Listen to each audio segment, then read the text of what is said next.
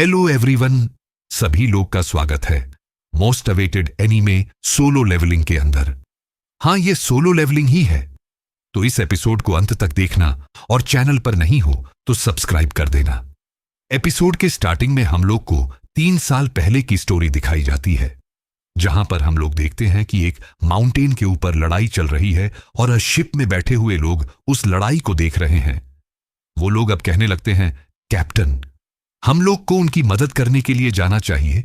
तो उनका कैप्टन कहता है कि हमारे वेपन्स उन मस्टर का कुछ भी नहीं बिगाड़ सकते हैं, इसलिए हंटर्स को ही उन्हें संभालना होगा। जिसके बाद हम लोग एक हंटर को देखते हैं जो कि दौड़कर एक एंड को बाहर निकाल देता है। वहीं पर सभी हंटर्स लड़ने के लिए तैयार हो जाती हैं, जिसके बाद अब काफी सारे एंड का ग्रुप वहां पर आ जाता है। वो सभी लोग अब उनसे लड़ने लगते हैं। उन्हें इन मोस्ट को खत्म करना ही होगा, क्योंकि अगर उन्होंने इन्हें नहीं हराया तो उनकी लाइन कोलैप्स से हो जाएगी। हम लोग अब देखते हैं कि वो एंड्स काफी ज्यादा पावरफुल होती है। वो नट्स को मार रही होती है। मैजिशियन की मैजिक का भी उनके ऊपर कोई भी असर नहीं पड़ रहा होता है। वो एंड्स उन पर काफी ज्यादा भारी पड़ रही होती है और अब वो उन्हें खाने लगती है। एक बंदे को अब एक एंट खा ही रही होती है। वो सोचने लगता है, तो हम लोग यहां हार गए, मैं बेहोश होने वाला हूं। तभी अचानक से वहां पर एक और बंदा आ जाता है। वो उस बंदे की जान बचाकर उसको अब हील करने लगता है। उस बंदे का हीलिंग मैज काफी पावरफुल होता है, जिससे कि उस बंदे की जो चोट होती है वो काफी जल्द रिकवर हो जाती है। तभी वहां पर और भी एंड्स आकर उनके ऊपर हमला करने वाली होती है। ये देखकर उस हीलर का साथी वहां पर आता है और कहता है, यूंग नीचे हो जाओ। ऐसा बोलने के बाद अब वो उन एट्स के ऊपर एक इलेक्ट्रिसिटी का हमला करता है, जिसके बाद अब एक और बंदा जिसका नाम योनो होता है, वो तो उन एट्स से जाकर हाथों से ही लड़ने लगता है। वहीं पर उसका साथी भी उसकी मदद कर रहा होता है। वो देखकर बाकी हंटर्स खुश हो जाते हैं और कहते हैं कि ये तो एस रंग हंटर्स हैं, हमें बचाने के लिए आ गए। वहीं पर अब वो लोग यूंग से कहते हैं कि तुम तो हमसे काफी जल्दी यहां पहुंच गए। तो कहता है, हाँ माफ करना, मैं काफी सारे और लोगों की जान बचाना चाहता था और वैसे ही मुझे पता था कि तुम लोग मुझे बचा लोगे। जिसके बाद अब उन लोग के सामने एक काफी सफेद बड़ी सी एंट आ जाती है। वो देखकर वो दोनों एस रैंक के हंटर अब उससे लड़ने के लिए चले जाते हैं। वहीं पर योनो तो उस मनस्टर को अपने हाथों से रोक लेता है, जिसके बाद वो बिजली वाला बंदा ऊपर से आकर उएंड के ऊपर हमला करता है। इसे योन को मौका मिल जाता है उस मनस्टर के मुंह को तोड़ने का। वो अब उसी के मुंह को घुमाकर उसके ऊपर काफी जोर से मारता है। वो भी उसके आर पार हो जाती है, जिसकी वजह से वो एंड वहीं खत्म हो जाती है। जिसके बाद अब वहां पर एक एक करके और भी काफी सारी एंड्स आने लगती है। तो योन और अब उसका साथी अपने आप को पावर अप कर लेते हैं। मगर अब उनका एक और साथी उनकी बैटल को काफी दूर से देख रहा होता है और कहते हैं, लगता है वो लोग टाइम पर पहुंच गए। तभी अब उसके सामने भी काफी सारे मॉन्स्टर्स आने लगते हैं। तो वो बंदा जिसका नाम चॉय होता है, वो अपनी पावर्स को यूज करके उन मस्टर्स के ऊपर फायर से हमला करता है। लेकिन अभी भी बड़ी वाली एंड बची हुई होती है। वो देखकर बाकी के हंटर्स जाकर अब उनसे लड़ने लगते हैं। अगले सीन में अब नरेट हम लोगों को बताता है कि काफी डेकेड पहले इस दुनिया में ऐसी पोर्टल ओपन हुई जो कि दूसरी डायमेंशन को एक दूसरे से कनेक्ट करती है। इस पोर्टल के अंदर काफी सारे मॉन्स्टर्स मैजिकल बीस्ट रहते हैं। कन्वेंशनल वेपन जैसे कि गन वगैरह से इनसे लड़ा नहीं जा सकता है। इन मस्टर से सिर्फ वही लोग लड़ सकते हैं जिनके अंदर स्पेशल एबिलिटीज अवेक हुई है।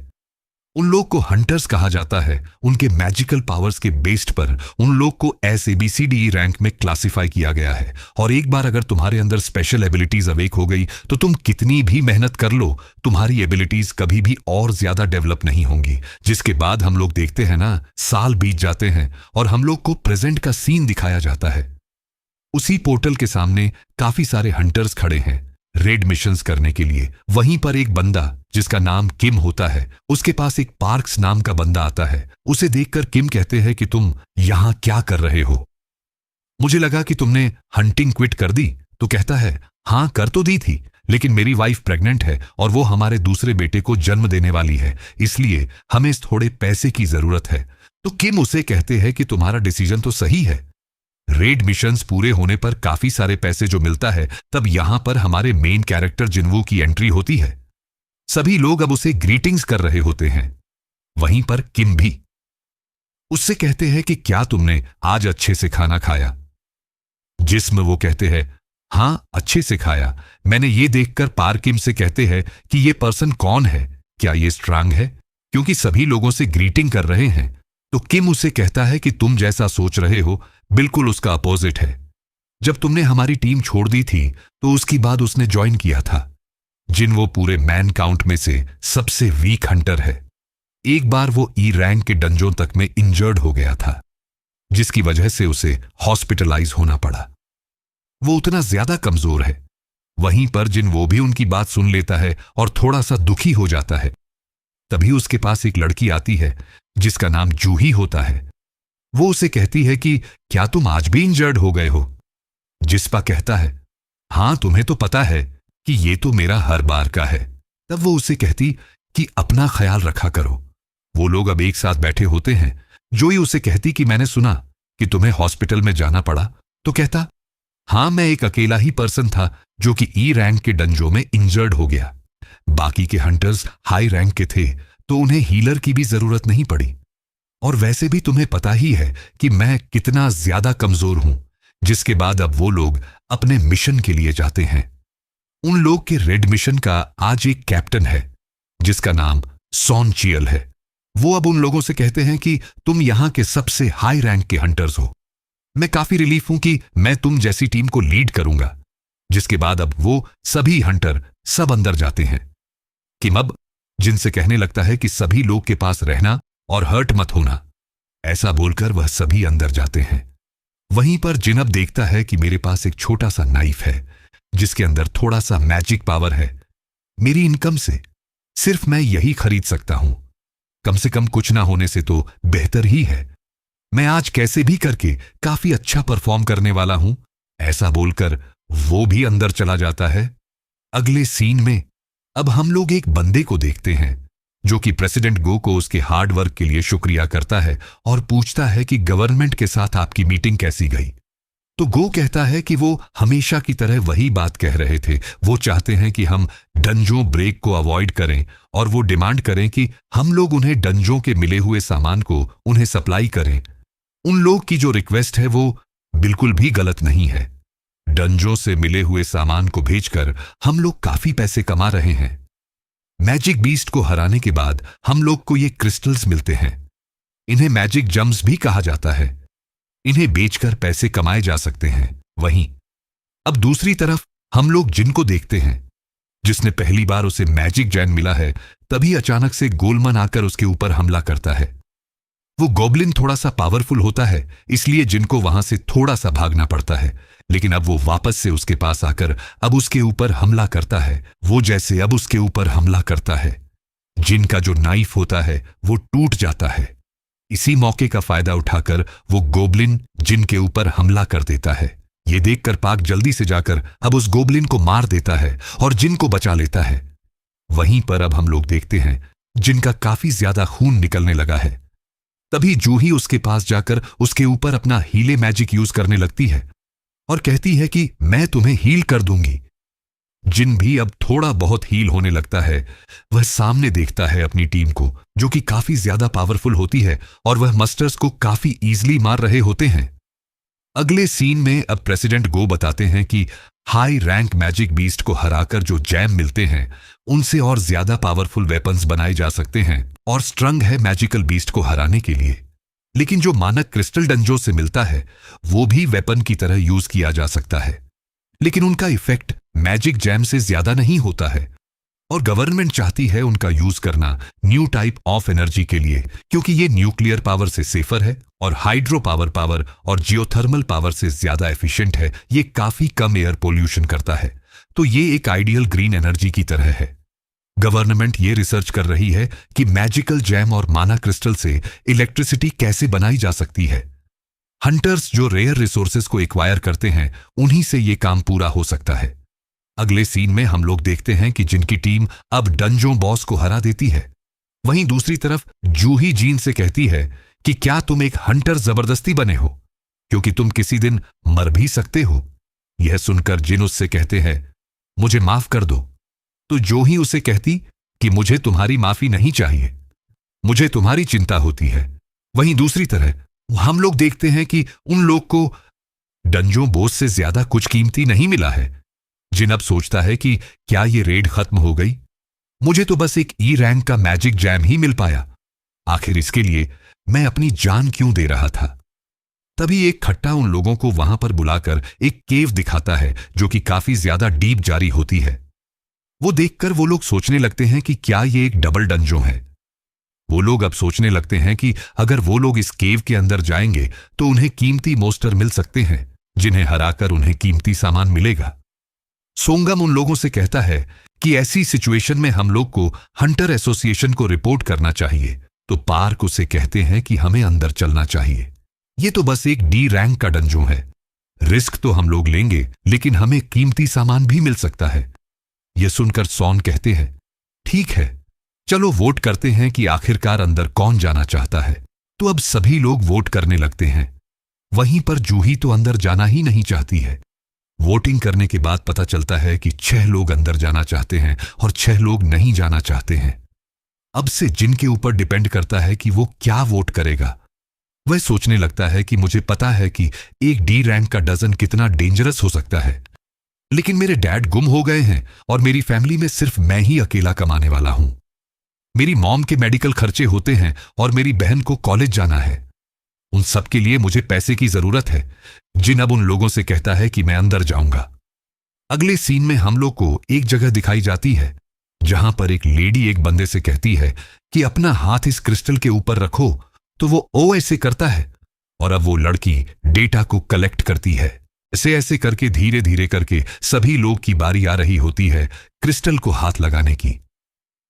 अगले सीन में एक बंदा चॉय को बताता है कि एक बी रैंक का हंटर और 2C रैंक के हंटर्स एग्री कर चुके हैं हमें ज्वाइन करने के लिए। येसु उनका चॉय कहता है, बहुत बढ़िया, फर्क नहीं पड़ता, कोई भी जेंडर का हो और उम्र का हो, बस टैलेंटेड पर्सन को रिक्रूट करते रहो। तो बंदा कहता है, ठीक है, लेकिन मुझे नहीं लगता कि ऐसा कोई टैलेंटेड पर्सन मिलेगा जो कि चाह से ज्यादा पावरफुल होगा।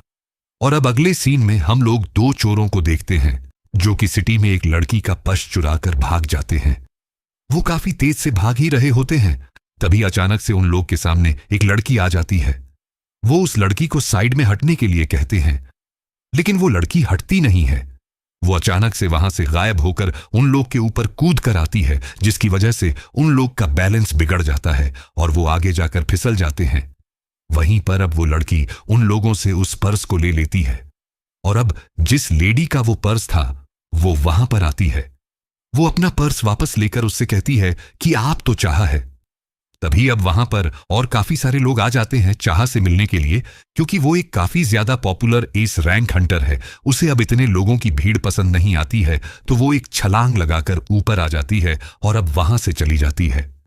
अगले सीन में हम लोग देखते हैं जिनकी टीम को, जिन्हें कब में चलते चलते ही 40 मिनट हो जाती है। उनके पास सिर्फ अब 20 मिनट ही बची है, क्योंकि वरना पोर्टल बंद हो जाएगा। वहीं पर जिनब जूही से माफी मांगता है कि उसकी वजह से उसे यहां पर आना पड़ा। तब वो उसे कहती है कि मैं बिल्कुल भी खुश नहीं हूं। क्या तुम भूल गए हो कि अभी अभी तुम मरने वाले थे? मैं मुश्किल से ही तुम्हें बचा पाई हूं।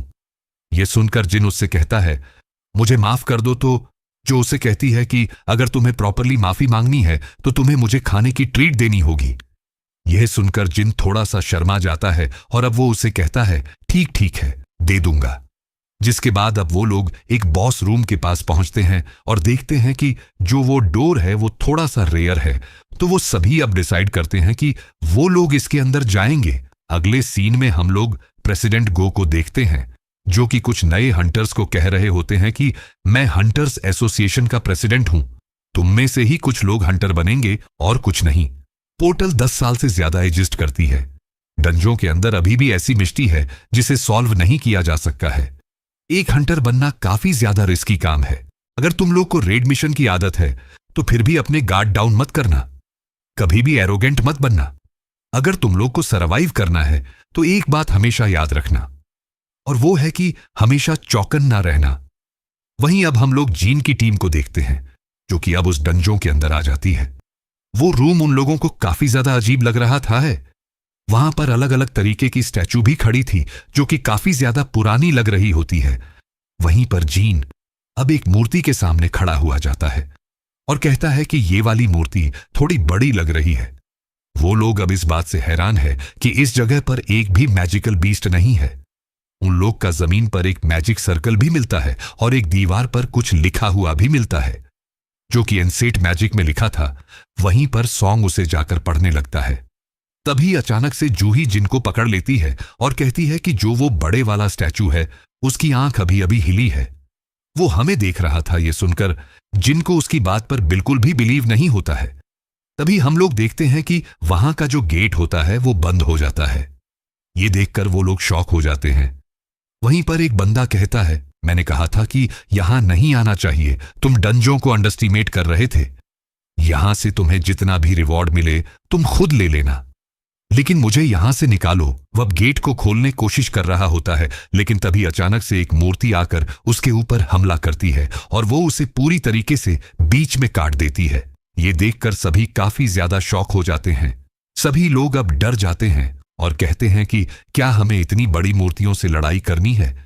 वहीं पर जीन अब सोचता है कि जो पर्सन अभी अभी मरा वो डी रैंक था, लेकिन वो तो इतनी जल्दी मर गया। ये काफी ज्यादा अजीब बात है। ये तो एक डी रैंक का डंजो होना चाहिए था। हां, पर इतने पावरफुल क्रिएचर्स कैसे हैं? वह पीछे मुड़ता है और देखता है कि एक मूर्ति उसी की तरफ देखती है। जिन अब हम लोग को बताने लगता है कि उसके साथ काफी बार लाइफ और डेथ सिचुएशन हुई है। वो अपनी टीम से अलग हो गया था और पहली ही रेड मिशन में उसके ऊपर हमला हो गया था। एक ही रैंक के मैजिकल बीच ने उसे इंजर्ड कर दिया था और इसकी वजह से उसे काफी हफ्तों के लिए हॉस्पिटल में रहना पड़ा। वो ऑलमोस्ट मर ही गया था और एक मेज के अंदर ट्रैप हो गया था। एक लो रैंक का जनी उसके लिए काफी ज्यादा डेंजरस है। वह बताता है कि हंटर्स मैजिकल जैम को बेचकर काफी पैसे अर्न करते हैं और वेपन्स खरीदते हैं और हाई रिवॉर्ड कमाते हैं, लेकिन वहीं पर मैं एक काफी ज्यादा चीफ नाइफ के साथ है। अगर ये डैमेज हो जाता है तो मुझे मैजिकल बीस्ट के साथ हाथों से लड़ाई करनी होगी। मेरे जूते भी फटे हुए हैं और ऐसा चलता ही रहता है, लेकिन इन सब के बावजूद भी मैं सहन करता आ रहा हूं। मैं खतरनाक जॉब करता हूं जिनसे मुझे ज्यादा पैसा भी नहीं मिलता है। बचने के लिए मैं हमेशा लूप होल्स को ढूंढता हूं। आसपास की चीजों को मुझे अच्छे से ऑब्जर्व करना पड़ता है और इसलिए मुझे पता है कि अभी क्या होने वाला है। सीना प्रेजेंट आता है। जीन अब सभी से कहता है, सभी लोग नीचे हो जाओ। तभी अचानक से वो जो मूर्ति होती है उसकी आंखों में से एक लेजर निकलती है जो कि अब काफी सारे लोगों को भस्म करने लगती है और जगह को डिस्ट्रॉय करती है। वहीं पर जिन तो जूही को पकड़कर नीचे ही गिर जाता है। वो लेजर जैसे ही खत्म होती है वो लोग देखते हैं कि काफी हंटर्स मर गए हैं। वो लोग सोचने लगते हैं कि आखिर यहां क्या हो रहा है। जिन भी खड़ा होकर कहता है कि आखिर यहां क्या हो रहा है, आखिरकार हमारे साथ ऐसा कैसे हो गया। हम लोग यहां फंस गए हैं और यहां से बाहर निकलने का कोई भी तरीका नहीं है। क्या मैं मरने वाला हूं? तभी अचानक से वो शॉक होकर कहता है, क्या मैं मरने वाला हूं? और अब एपिसोड 1 हो जाता है। यहीं पर खत्म। काफी कमाल का एपिसोड था। पर्सनली तो मुझे काफी ज्यादा अच्छा लगा। आप लोगों को अच्छा लगा हो तो लाइक करके जरूर से बताना। अगर इसका अगला एपिसोड देखना है तो जल्दी से चैनल को सब्सक्राइब कर दो और वीडियो को भी लाइक कर दो। मिलते हैं अगले एपिसोड में।